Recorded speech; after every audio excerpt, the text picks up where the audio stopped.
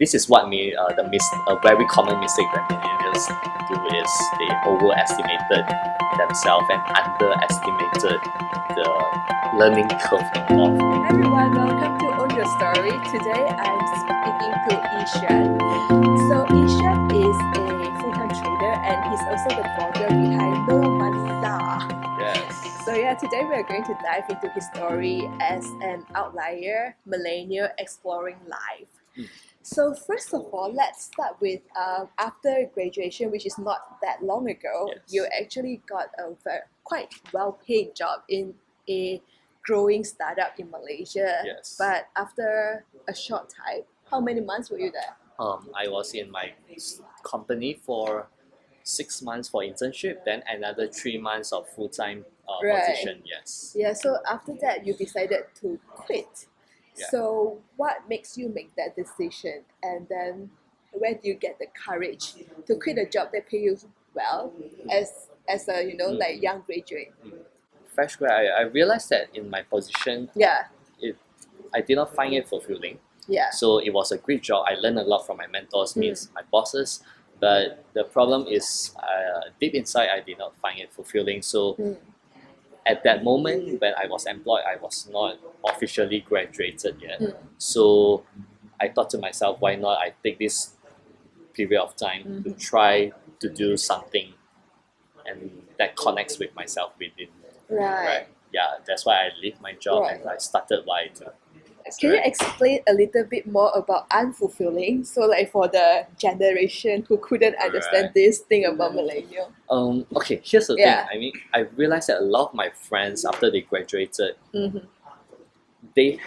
it's sort of like Yeah. an obligation to get a job that pays them, and you know what? It's time to start working and get paid and start plans when to buy your new car, when to buy a house and stuff. Yeah. But I realized that these are all rules set by the society, set by the community around us, and deep inside, I know that with the conversation with a lot of my friends, I realized that a lot of them are feeling the same way as I did, but they are somehow stuck in this cycle of fulfilling societal's expectations. So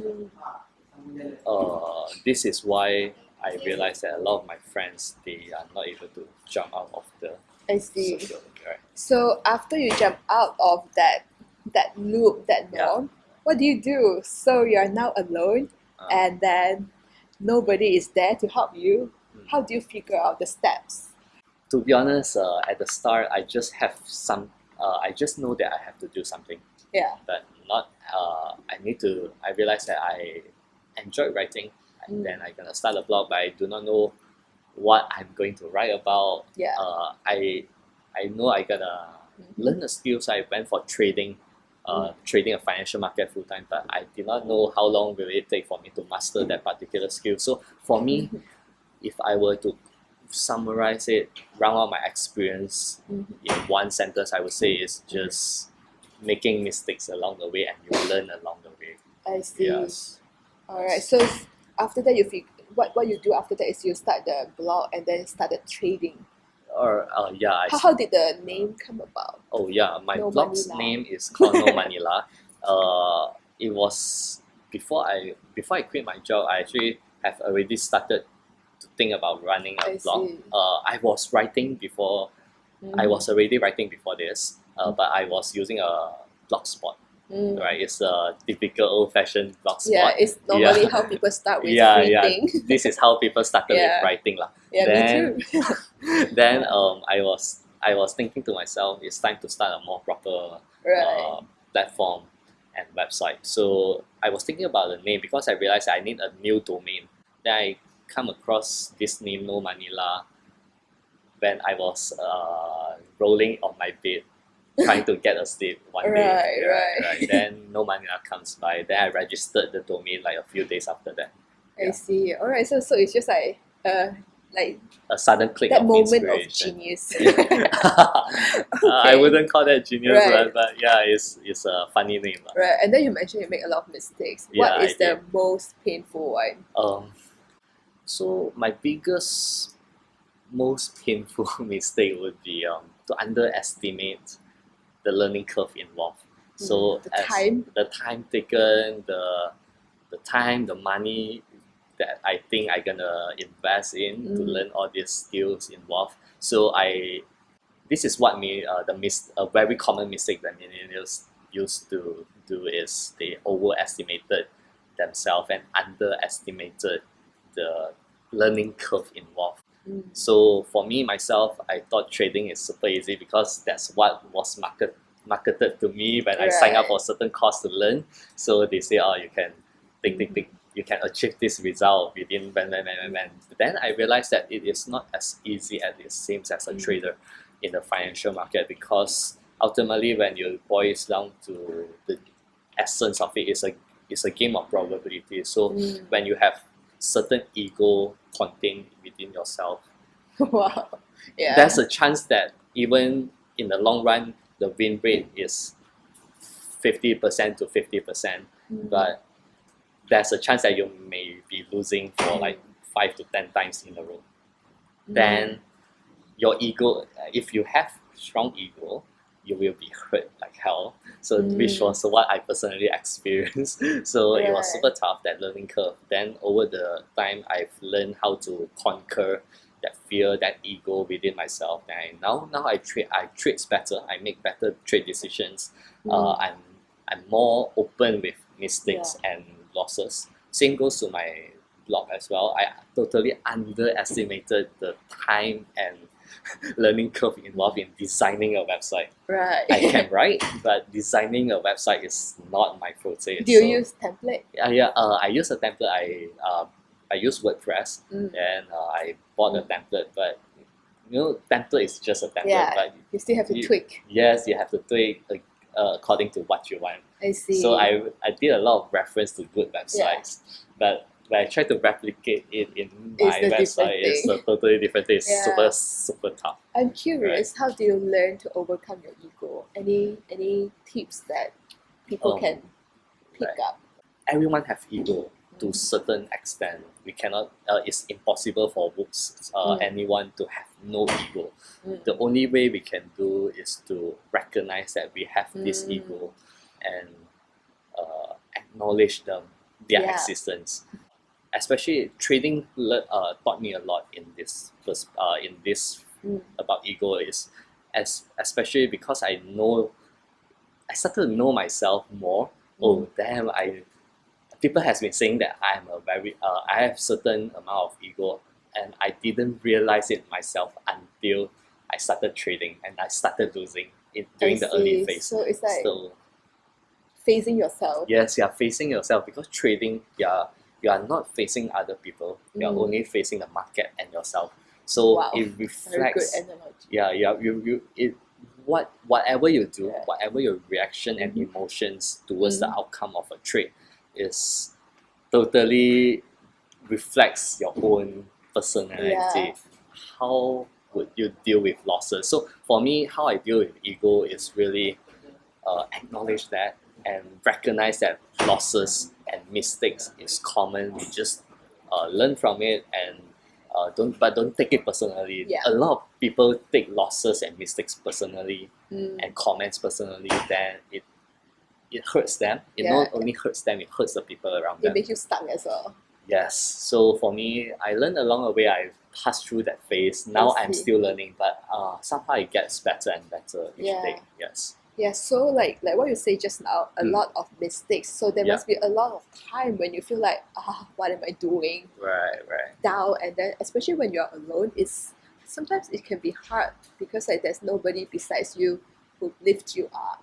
Right. So how, when in the moment when things are not so great, what do you tell yourself and how do you motivate yourself? Right. Almost like I would say every month there will be like certain season or period where I have a downtime. It's like it's super, even until now. So it's a consistent. Even me, I still feel that. Yeah. So it'll be there. Yeah. So what I do during all this time is I have developed a morning routine and a night routine for myself to keep myself motivated and aligned with my mission and goals. So for me, meditation, I particularly went for Vipassana meditation a few years ago, and I still practice it until today. Check it out, Vipassana meditation, super nice. I think Isabel went for yes, we both the went session for that. before as well. Yeah. So meditation is something that I will definitely do every morning when I wake up. Then self-affirmation. You read out loud things that you want and envision yourself to become. And while I do affirmation, I visualize the person that I want to become. And I do journaling, so I write down things that I'm grateful for every day, things that I would be planning to do every day. So I structure my morning so that my morning is impenetrable to negative emotions. So no matter what happened in the mid of the day, I start my day with a good mood and a good mindset and healthy mindset.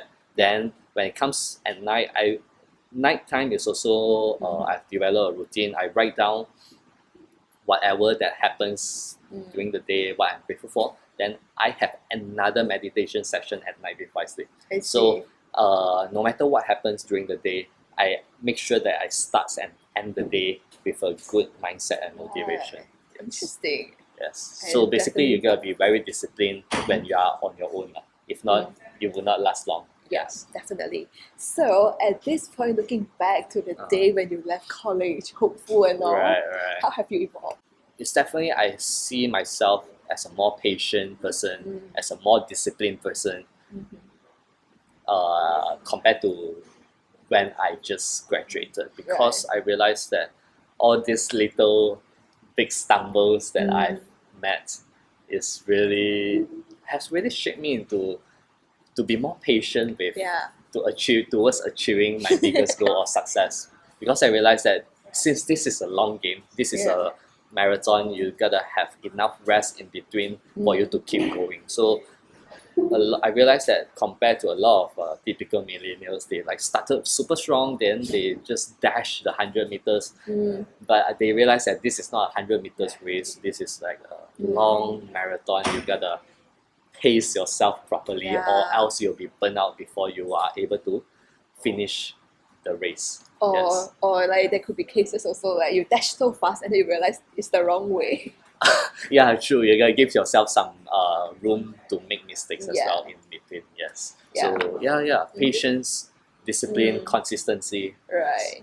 So in this path, how do you manage the expectation of your parents, family, and then your peers? Yes. When I first got my full-time position, I was literally the highest paid among my batchmates. Yes, among my circle. So it's literally easily 30 to 40% higher than what my batchmates would normally get. So to live that comfort and to pursue something that you believe in is it's tough at first, especially during the downtime. During the time when you meet hurdles and setbacks, you would tell yourself, damn, why I leave my job lah? Come on, I should have stick back to that job, and maybe you would imagine your bank account right now. Oh, it was super nice. But I think along the way, when you develop a routine to reaffirm yourself, reaffirm your own belief, which what I do every morning, you started to build a stronger self-esteem, or I would say a defense wall within yourself that will defend you against all these kind of negative emotions. So whenever this comes by, whenever you try to compare your own situation to your friend's situation, your self-conscious will come and help defend your stand, to help you recall your own purpose. So that's what what I do to manage my own expectations, and also compared to my peers. Then for my parents, I'm super lucky that my parents are in a way quite supportive on me, and they didn't really say a lot or complain on what I'm doing right now. So but I do tell them my progress. So as long as I am comfortable and I am confident with my own progress, and I and I believe in what I do, they are pretty fine. And I'm lucky that my parents are pretty supportive. But that's super important. Yes. Me too as well.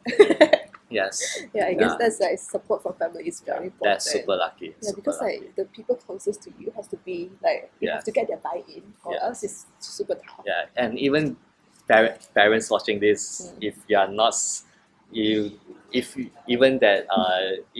you are not super supportive, don't try to interfere and say bad things. I mean, let them try, let them make mistakes, let them stumble, let them make their own decisions. Space. Yes, give them some space. Right. Yeah.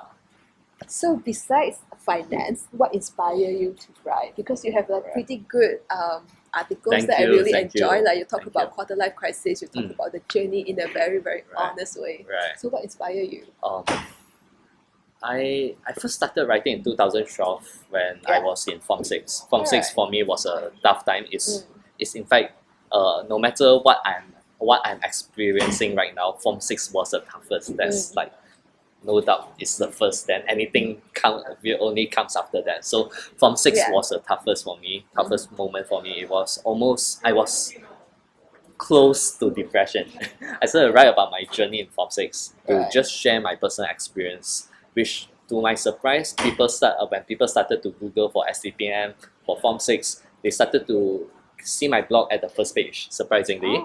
Then they started to read my blog, they started to write to me and ask for my opinion. Then I realized that, hey,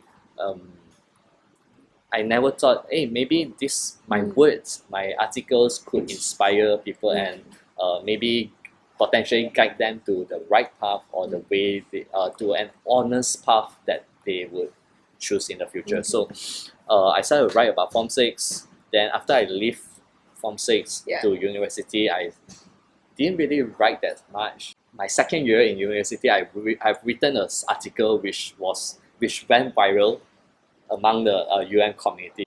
The article title was why UM can only become the first university in Malaysia, but not the top in the world. Then I realized that, hey, words is super powerful. I started No Manila to inspire more people to live a more meaningful adulthood life and know that they are not alone in this journey. And personal finance and investment is a big part of my content and also personal discovery as well. So I realized that if my word can help people live I wouldn't want to say that live a better life, but if it lightens up their day, even for a moment, I would say I've achieved what I wanted to do. Yes. That's beautiful. Alright, so what was the best investment that you have done for yourself? It could be in terms of time, energy, or money. Right. There are 3 best investments that I've done at this age of 25. So number 1 is investment in books. I realized that even until now, a lot of my mentors are the book authors that have taught me a lot. So number 1. Then number 2 is investment in my investment in investment education. So I've spent quite a substantial amount to learn how to invest my money, how to grow my wealth. So, but I didn't regret anything at all. It's super useful even until now. Then number 3 is the investment in network and community. I realized that by investing my time to meet new people, like-minded people, the right community, like Own Your Story, it actually helps me to know myself better and know like-minded friends that could support each other in this journey. Yes. I see. So what's your guiding principle in life? Like the big principle, one big guiding principle. There is one big principle in my life, which also I have a quote board hanging in my room or my office. Is for me, my guiding principle whenever I feel down or whenever I meet some setbacks is really, why do you do what you do, and do you believe in what you do? So I goes back to my belief, my intuition. I'm a strong person with I'm a very intuitive person. So I always goes back to what I believe in, the core purpose that guides me throughout all this journey. Yes. Right, nice. So before we come to the last question, All so right. how can people find your work and Oh. connect with you? Right.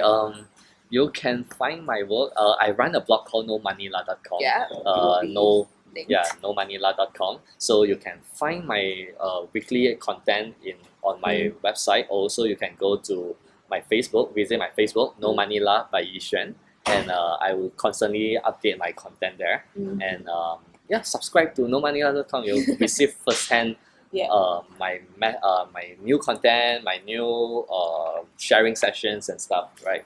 Alright. Awesome. So last question. So Right. what's the impact that you want to make and what's your goal for this year?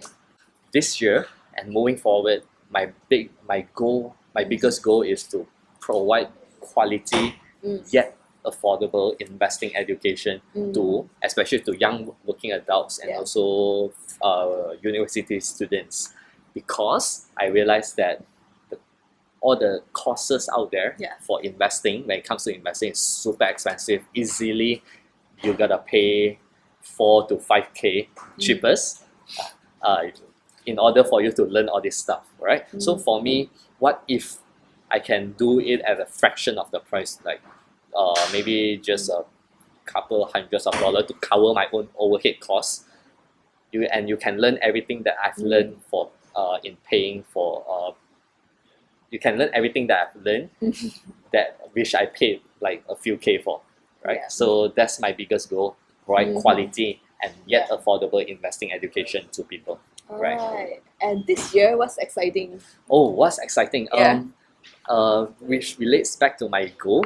I'm releasing my workshop, investing workshop, happening end of this month, 30th of March. My first investing workshop, but too bad it's fully booked. It was surprisingly well received. Thank you. And but don't worry, I'll do it like every quarter. So every 3 months, 3 to 4 months, I'll do it once. So there'll be more coming soon.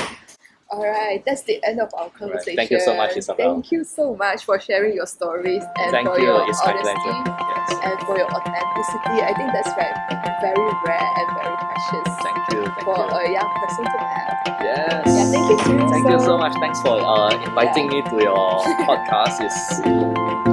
You did well. It's a great experience. It's a great experience, and it's my honor. Yeah. Alright, see you guys next week. Bye. Bye.